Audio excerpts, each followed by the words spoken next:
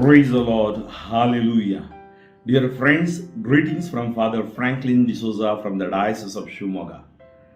Today I'm going to share with you the reflection of a third Sunday of Easter, April 14th. Let us pray. Heavenly Father, I praise you, I glorify you, I thank you for bringing us together to reflect the Word of God. Inspire us with your Holy Spirit. Give us your wisdom so that we may understand what we read and grasp. Bless each one of us. Fill us with your Spirit so that we may always witness you in your vineyard. We ask this through Christ our Lord. Amen. A reading from the Acts of the Apostles, chapter 3, verses 13 to 15, 17 to 19. In those days, Peter said to the people, "The God of Abraham, the God of Isaac, and the God of Jacob, the God of our fathers, glorified his servant Jesus, whom you delivered over and denied in the presence of Pilate, when he had decided to release him. But you killed the author of life, whom God raised from the dead. To this we are witnesses.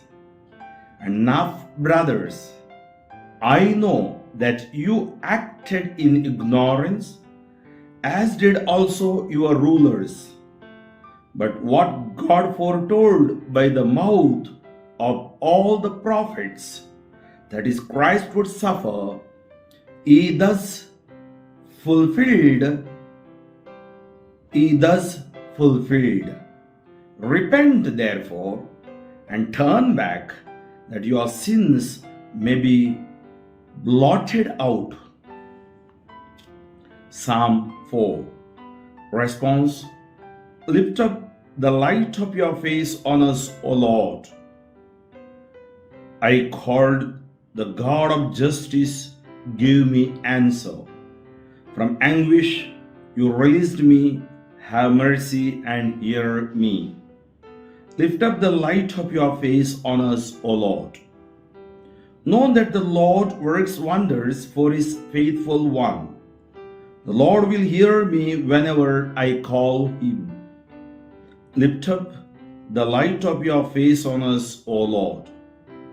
What can bring us happiness, many say. Lift up the light of your face on us, O Lord. Lift up the light of your face on us, O Lord. In peace I will lie down and fall asleep. For you alone, O Lord, make me dwell in safety. Lift up the light of your face on us, O Lord. A reading from the first letter of John, chapter 2, verses 1 to 5. My little children, I am writing these things to you so that you may not sin. But if anyone does sin, we have an advocate with the Father, Jesus Christ the righteous. He is the propitiation for our sins, and not for ours only, but also for the sins of the world. And by this we know that we have come to know him, if we keep his commandments. Whoever says, "I know him," but does not keep his commandments is a liar, and the truth is not in him. But whoever keeps his word, in him truly the love of God is perfected. Acclamation. Alleluia, alleluia. Lord Jesus, open the scriptures to us. Make our hearts burn with love when you speak to us. Gospel according to Luke, chapter 24, verses 35 to 48. At that time, The two disciples told what had happened on the road and how Jesus was known to them in the breaking of the bread. As they were talking about these things, Jesus himself stood among them and said to them, "Peace to you." But they were startled and frightened and thought they saw a spirit. And he said to them, "Why are you troubled? And why do doubts arise in your hearts? See my hands and my feet, that it is I myself. Touch me and see, for a spirit does not have flesh and bones as you see that I have." And when he had said this, he showed them his hands and his feet. And while they still disbelieved for joy and were marveling, he said to them, "Have you anything here to eat?" They gave him a piece of boiled fish, and he took it and ate before them. Then he said to them, "These are my words that I spoke to you while I was still with you, that everything written about me in the law of Moses and the prophets and the Psalms must be fulfilled." Then he opened their minds to understand the scriptures and said to them, "Thus it is written, that the Christ should suffer and on the third day rise from the dead, and that repentance for the forgiveness of sins should be proclaimed in his name to all nations, beginning from Jerusalem.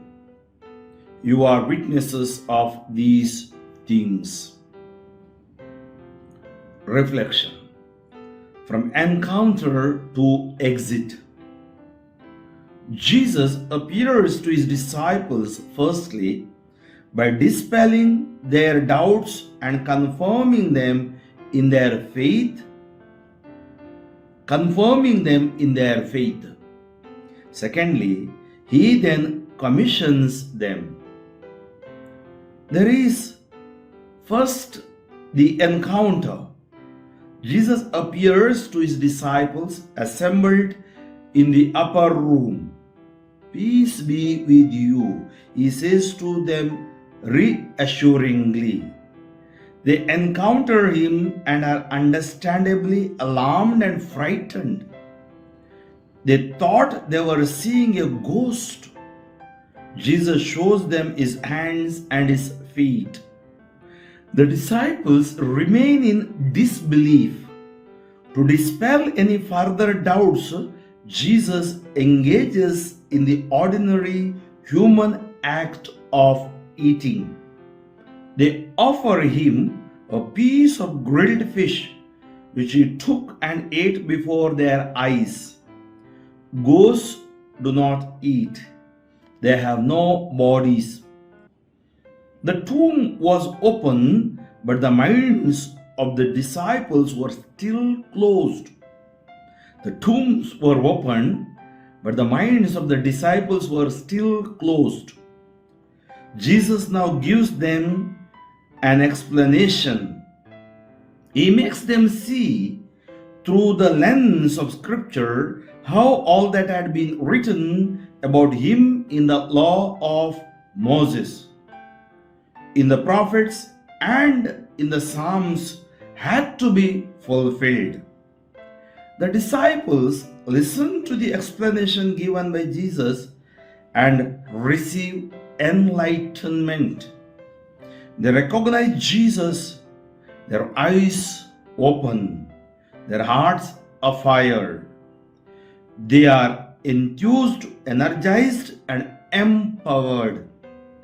Jesus then makes his exit, leaving the disciples with the commission to preach repentance for the forgiveness of sins to all the nations and to be witnesses to his resurrection. every mission must always begin with personally encountering Jesus. Dear friends, every mission must begin with personally encountering with Jesus. Like these two disciples of Emmaus, like Zacchaeus, like the woman caught in adultery, like Samaritan woman, like St. Paul, like Peter and the other disciples. Their personal encounter. And today, you may not get Jesus in front of you, but He is alive. You get that encounter through His word, which I got as a priest, and today I am preaching to you. And He gave me a mission of preaching, healing, and deliverance. This mission, it happens when we preach. He does it. And the gospel is very clear. The gospel to preach is repentance for the sins. See, repent therefore and turn back, that your sins may be blotted out. That was the preaching of Peter. Then we see in the second reading also, if you love God, keep the commandments. And Jesus is there to cleanse us from the sin, not only for our sins, for the sins of the world. He loved the world. And in the gospel reading also, the commission Jesus gives is the same. Today, being Catholics, being Christians, we have responsibility. Maybe we have to deeply think in our lives, are we troubled, as Jesus said? Are we still in doubt? Or am I in my own world? People have forgotten today God. That is the greatest tragedy. When our Holy Father, Pope Francis, he took as the responsibility of the church. He said the greatest tragedy of the humanity, the world has forgotten God. Leave alone the world. Have I forgotten God? Go back to your roots. When I went to Canada, I was in Toronto a few years back. And there the priest was preaching to his congregation. It's a very wonderful priest. Earlier people are not coming to the church. After he's going, a lot of transformation. He is a testimony, he is a witness. And he was telling, you came here as refugees, many of you. Or you came, stayed here, worked here, got the citizenship. True, you know the struggles you underwent. But today, your children doesn't know the struggles that you underwent. True, you come to church, but where are your children? Ask this question. It's not enough that we give them education. It's not enough that we take care of them. But it is also important we give them the salvation. We lead them on the way of salvation. We give them Jesus. That is important. And that is enlightenment through Scripture. And today, every one of us has a mission. Let us take it seriously. Lord is there. The resurrected Christ is with us always to carry forward the mission, family mission, parish mission, whatever mission that we have. We have to work in hand, and we have to build His kingdom with love. Heavenly Father, I thank you, praise you, glorify you. I surrender my brothers and sisters into your hands. Bless them mightily. Fill them with your Holy Spirit. I bind the spirit of disturbance. I bind the spirit of evil. I bind the spirit of sin. I pray that everyone will repent and come back to you, experience your merciful love. I pray for the physical healing, spiritual healing, mental healing, psychological healing, as based in the Scripture. That is your name, every name, every knee shall bow, every tongue confess. In your name we have victory. Bind blocks, bondages, curses, disturbances, sicknesses to go out in Jesus' name. May you receive your healing in Jesus' name. Amen. May God bless you, the Father and the Son and the Holy Spirit. Amen. Father Franklin D'Souza, Diocese of Shimoga. Pray for me, friends, and forward this message as many as possible. Amen.